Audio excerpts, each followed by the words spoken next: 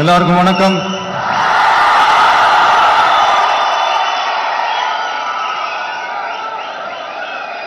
அண்ணல் அம்பேத்கர் அவர்களுடைய இந்த நூல் வெளியீட்டு விழாவில் கலந்துக்கிறது, அதுவும் இந்த முக்கியமான நாளில் கலந்துக்கிறது எனக்கு கிடைச்ச மிகப்பெரிய ஒரு வரமா நான் நினைக்கிறேன்.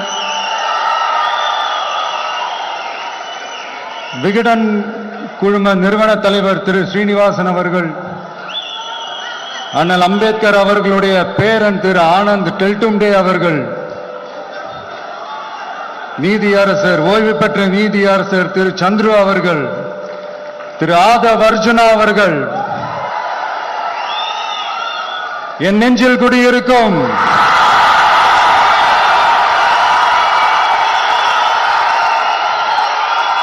என்னுடைய நண்பா நண்பிகள், தோழா தோழிகள்,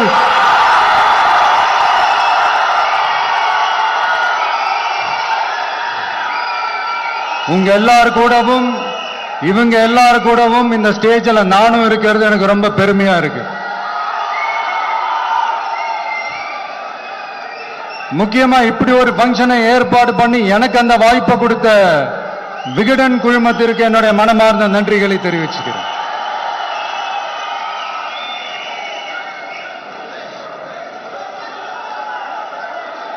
இன்னைக்கும் நிறைய பேர்கிட்ட உங்க ஃபேவரட்டான ஹாலிடே டெஸ்டினேஷன் எதுன்னு கேட்டீங்கன்னா நியூயார்க் சிட்டின்னு சொல்லுவாங்க. ஏன்னா அங்க போய் ஒரு 2-3 நாள் தங்கிட்டு வர்றதே அது ஒரு பெரிய ஸ்டேட்டஸ் ஆகவும் ஒரு பெரிய அச்சீவ்மெண்ட் ஆகவும் நினைப்பாங்க.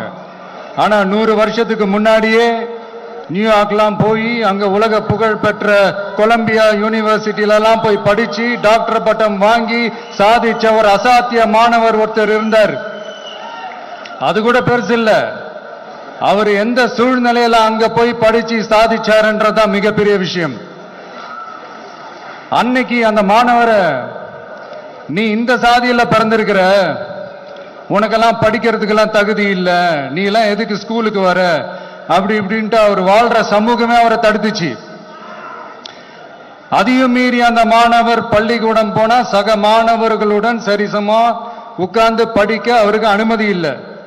தாக எடுத்தா தண்ணி கூட குடிக்க முடியல. அப்படி அத்தனை சக்திகளும் அவருக்கு எதிராக இருந்தது. ஆனா ஒரே ஒரு சக்தி மட்டும்தான், நீ படி, எத்தனை தடைகள் வந்தாலும் படி, தொடர்ந்து படி அப்படின்னு சொல்லிக்கிட்டே இருந்தது. அதுதான் அந்த மாணவருக்குள்ள இருந்த அந்த வைராக்கியம். அந்த சின்ன வயசுல அந்த மாணவருக்குள்ள எப்படி அப்படி ஒரு வைராக்கியம் வந்துச்சுன்னு நினைச்சு பார்க்கும்போது உண்மையிலே பிரமிப்பாதான் இருந்துச்சு. அந்த வைராக்கியம் தான் அந்த மாணவரை பிற்காலத்துல இந்த நாட்டோட ஒரு தலை சிறந்த இன்டெலெக்சுவலா டிரான்ஸ்ஃபார்ம் ஆகிறதுக்கும் காரணமா இருந்துச்சு. எனக்கு தெரிஞ்ச உலக வரலாற்றிலே இப்படி ஒரு டிரான்ஸ்ஃபர்மேஷனை யாரும் பார்த்திருக்க மாட்டாங்க. அந்த மாணவர் வேற யாரும் இல்ல, நம்மளுடைய அண்ணல் அம்பேத்கர் அவர்கள் தான்.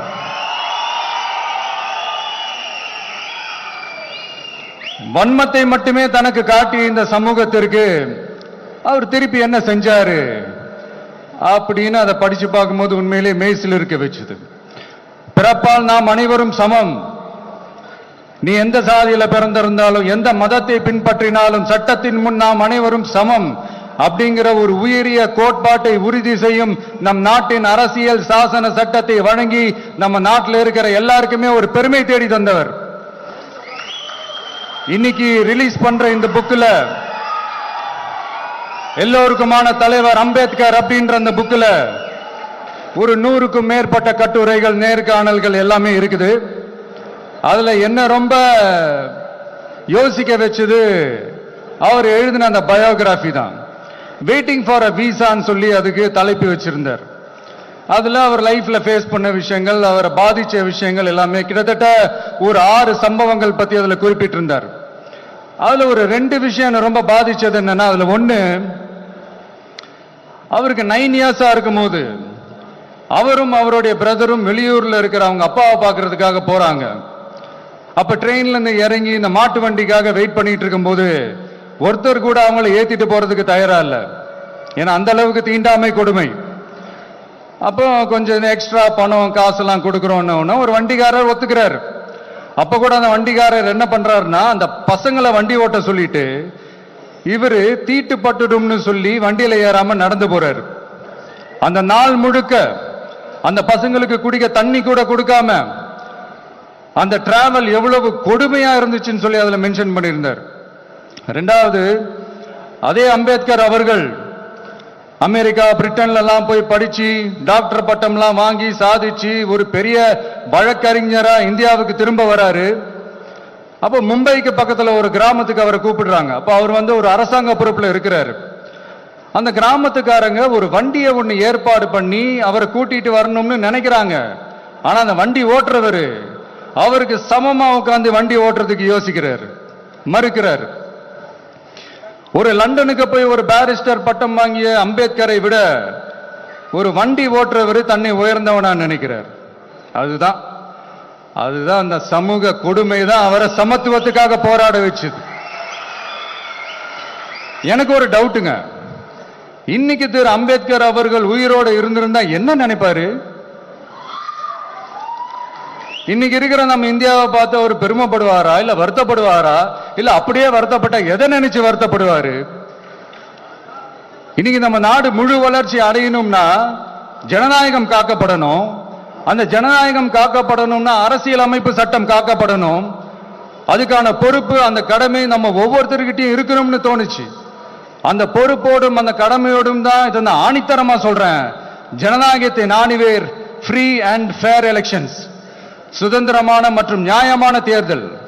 தேர்தல் நியாயமா நடக்கலன்னு நான் சொல்ல வரல, பட் சுதந்திரமாகவும் நியாயமாகவும் தான் தேர்தல் நடக்குது அப்படிங்கிற அந்த அசைக்க முடியாத நம்பிக்கை நம்ம ஒவ்வொரு இந்தியனுக்கும் இருக்கணும்னு தோணுச்சு. அது அமையணும்னா தேர்தல் ஆணையர்கள் கான்சென்சஸ், அதாவது ஒருமித்த கருத்து அடிப்படையில் மட்டும்தான் நியமிக்கப்பட வேண்டும் அப்படின்றதான் என்னுடைய ஒரு வலிமையான ஒரு கோரிக்கை.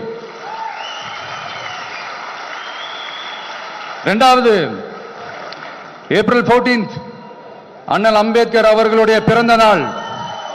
அன்னைக்குதான் நம்ம ஒட்டுமொத்த இந்தியர்களுக்குமான ஜனநாயக உரிமைகள் பிறந்த தினம். அதனால அந்த டேட்டை இந்தியாவோட ஜனநாயக உரிமைகள் தினமா அறிவிக்கணும்.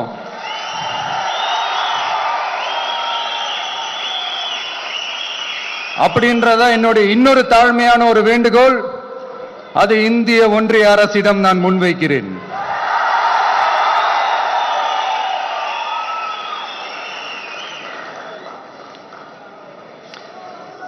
அம்பேத்கர் அவர்களை பத்தி யோசிக்கும் போது கண்டிப்பா சட்டம் ஒழுங்கு சமூக நீதியை பத்தி யோசிக்காம இருக்கவே முடியாது.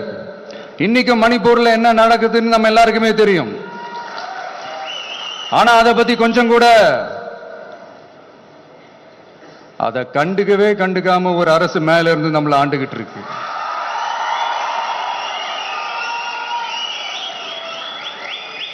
சரி, அங்கதான் அந்த அரசு அப்படி இருக்குன்னா இங்க இருக்கிற அரசு எப்படி இருக்கு?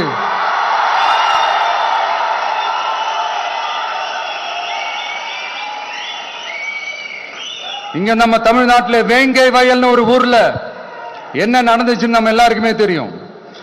சமூக நீதி பேசுற இங்க இருக்கிற அரசு அதுக்கு எந்த விதமான ஒரு நடவடிக்கை எடுத்த மாதிரியே எனக்கு தெரியலையே.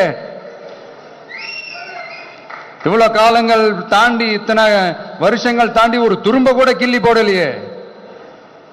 அதுதான் இதெல்லாம் இன்னைக்கு அம்பேத்கர் அவர்கள் இன்னைக்கு பார்த்தாருன்னா வெக்கப்பட்டு தலை குனிஞ்சு போவார்ல. கரெக்ட், நம்ம நடக்கிற பிரச்சனைகள், நடக்கிற கொடுமைகளுக்கெல்லாம் நம்ம குரல் கொடுக்கணும். ஆனா நடக்கிற பிரச்சனைகள் ஒன்னா ரெண்டா? பெண் குழந்தைகளுக்கு எதிரா, பெண்களுக்கு எதிரா, ஏன் மனித உயிர்களுக்கு எதிரா? இதெல்லாம் நம்ம பார்க்கிறோம், படிக்கிறோம், மற்றவங்க கிட்ட இருந்து கேட்டு தெரிஞ்சுக்கிறோம். இதுக்கெல்லாம் ஒரு நிரந்தரமான ஒரு தீர்வு என்ன தெரியுமா? ரொம்ப சிம்பிள் தான். நம்ம தமிழ்நாட்டு மக்களுக்கு தேவையான அடிப்படை வசதிகளை பாதுகாப்புடன் முழுமையாக அளிக்கும், மக்களை உண்மையாகவே நேசிக்கிற ஒரு நல்ல அரசு.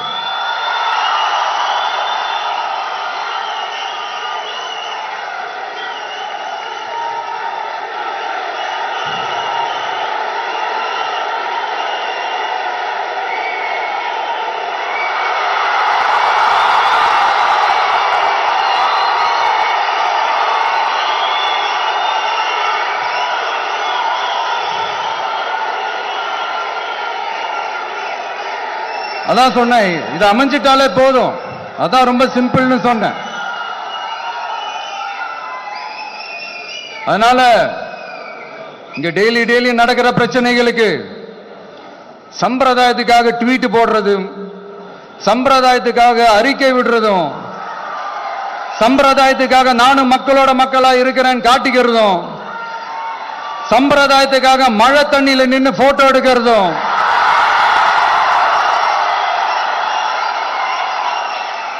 எனக்கு அதுல கொஞ்சம் கூட உடன்பாடே இல்லை.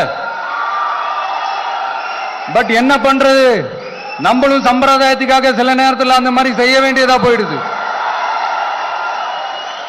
அதாவது நான் என்ன சொல்ல வரேன்னா, மக்களோட உரிமைகளுக்காகவும் அவங்களோட உணர்வு பூர்வமாக இருக்கணும். என்ன ஒவ்வொருத்தரும் அவங்க குடும்பத்தில் ஒருத்தனா நினைச்சிட்டு இருக்கிற அவங்க தமிழ்நாட்டில் அவங்களுக்கு எங்க என்ன பிரச்சனை நடந்தாலும் அவங்களோட உரிமைகளுக்காகவும் அவங்களோட உணர்வு பூர்வமாக இருப்பேன். எப்பவுமே அப்படிதான் இருப்பேன்.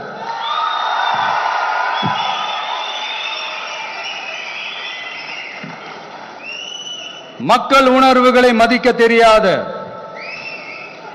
மக்களுக்கு அடிப்படை சமூக நீதியான பாதுகாப்பை கூட உறுதி செய்ய இயலாத, கூட்டணி கணக்குகளை மட்டுமே நம்பி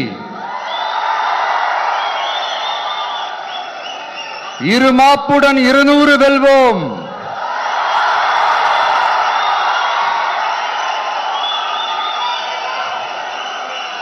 என்று எகத்தால முழக்கமிடும் மக்கள் விரோத ஆட்சியாளர்களுக்கு என் மக்களோடு இணைந்து நான் விடுக்கும் எச்சரிக்கை,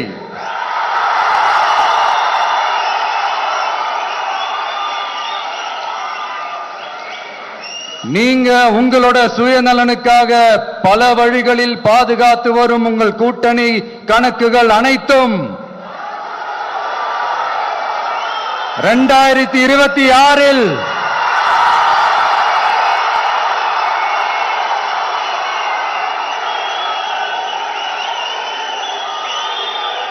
மக்களே மைனஸ் ஆக்கி விடுவார்கள். மக்களே மைனஸ் ஆக்கி விடுவார்கள். மக்களே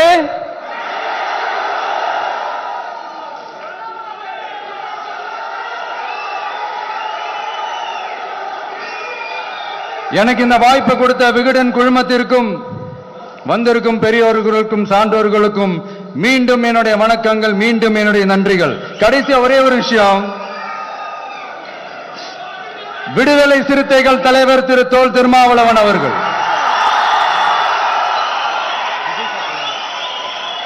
அவங்களால இன்னைக்கு வர முடியாம போச்சு.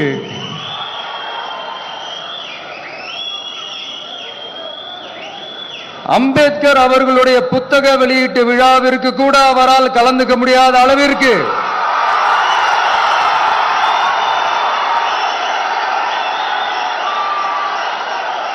கூட்டணி கட்சிகள் சார்ந்து எவ்வளவு பிரஷர் இருக்கும் என்று என்னால் யூகிக்க முடிந்தாலும் நான் இப்ப சொல்றேன், அவருடைய மனசு முழுக்க முழுக்க இன்னைக்கு நம்மளோட தான் இருக்கும். நன்றி, வணக்கம்.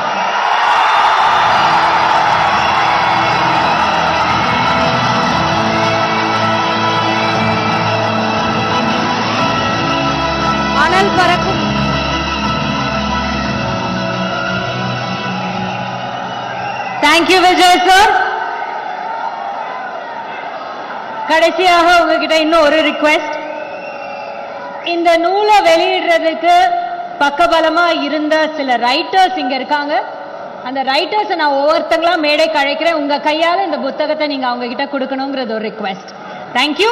முதல்ல எழுத்தாளர் மகிழன் அவர்களை மேடைக்கு அழைக்கிறோம். நான் ஒவ்வொருத்தங்களா கூப்பிட்டுறேன். Please come up on to the stage. மேடைக்கு வாங்க. எழுத்தாளர் விஜயகுமார் அவர்கள்,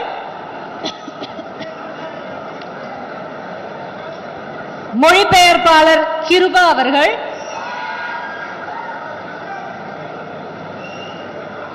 எழுத்தாளர் மதுர் சத்யா, எழுத்தாளர் கலை விமர்சகர் இந்திரன் அவர்கள்,